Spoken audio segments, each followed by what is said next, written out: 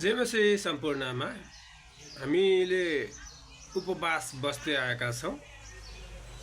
मैले एक दिनको उपवास बसेको छु, 3 दिनको उपवास बसेको छु, एक हप्ताको उपवास बसेको छु, 40 दिनको उपवास बसेको छु, 1 वर्षको उपवास बसेको छु भन्ने कुराहरू हामीले सुन्दै र थाहा गर्दै आएका छौँ। तर खासमा उपवास भनेको के हो, बाइबलले के भन्छ त्यसको अर्थ?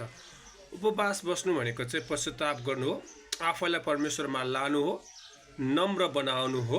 लेवी 23 को 26 देखि 29, जकरिया 8 को 19, लुक्का 5 को 33 देखि 35 अनुसार चाहिँ। अनि बाइबलमा हेर्ने हो भने विभिन्न सन्दर्भमा उपवासहरू बसेको देखिन्छ। केही पश्चातापको लागि उपवास बसेको देखिन्छ। योएल 2 अध्यायको 12 देखि 13, दानियल 9 अध्यायको 3 देखि 5।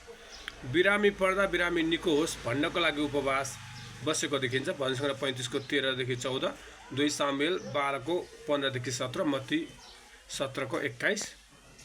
अनि यात्रा सफलताको लागि पनि उपवास बसेको देखिन्छ। एज्रा 8 अध्यायको 21 देखि 23। सेवक नियुक्त गर्नु अघि वा सेवकाईमा आफू नियुक्त हुनु अघि पनि उपवास बसेको देखिन्छ। प्रेरित 13 को 2, मत्ती 4 को 1 देखि 11। अप्ठ्यारो पर्दा दुःख पर्दा पनि उपवास बसेको देख्छौँ बाइबलमा। दानियल 10 अध्यायको 3 पद, एस्तर 4 अध्यायको 16 पद, निहेमिया 1 अध्यायको 4, 2 इतिहास 20 को 3 मा। यी कुराहरूमा चाहिँ, यी पदहरूमा चाहिँ हामी के देख्छौँ? विभिन्न सन्दर्भमा विभिन्न घटनामा हामी उपवास बस्न सक्छौँ, उपवास बसेको देखिन्छ। अब उपवास त बसेको देखिन्छ, तर नेपाली ख्रिस्टियनहरूले एउटा गल्ती गरेको हो कि जस्तो मलाई लाग्छ। उपवास बस्नुको अर्थ हामीले बुझेको चाहिँ खाली पेट बस्नु हो, भोक भोकै बस्नु मात्र उपवासलाई हामीले बुझिरहेको हुन्छौँ। तर बाइबलले सिकाएको उपवास चाहिँ खाली पेट बस्नु मात्र होइन, भोको पेट बस्नु मात्र होइन, तर परमेश्वरको उपस्थितिमा जानु हो, आफैलाई परमेश्वरमा समर्पित गर्नु हो उपवास भनेको। धेरैचोटि हामी यात्रा गर्छौँ खाली पेट बसेर, अनि मैले उपवास बसेको छु भन्छ।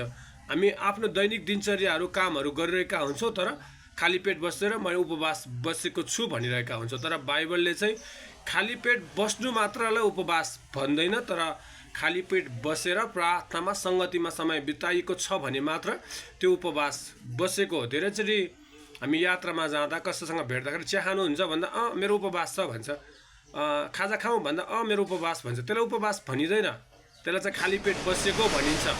तर तपाईँ उपवास बस्नु भएको छ भने, खाली पेट बस्नु भएको छ भने तपाईँले प्रार्थनामा समय बिताएकै हुनुपर्छ, सङ्गतिमा समय बिताएकै हुनुपर्छ। त्यो चर्चमा होला, व्यक्तिगत रुममा होला, कुनै डाँडाको प्रार्थनामा होला, तर प्रार्थनामा र सङ्गतिमा चाहिँ समय बिताएकै हुनुपर्छ उपवासको लागि। तर खाली पेट चाहिँ बस्नु भएको छ, तपाईँले आफ्नो दैनिक कामहरू घुमिरहनु भएको छ, डुलिरहनु भएको छ भने त्यसलाई उपवास भनिँदैन, तर त्यसलाई शरीरलाई दिएको शास्ति, शरीरलाई दिएको पीडा भन्छ। र परमेश्वरले शरीरलाई दिएको शास्ति चाहनु भएको होइन, पीडा चाहनु भएको होइन।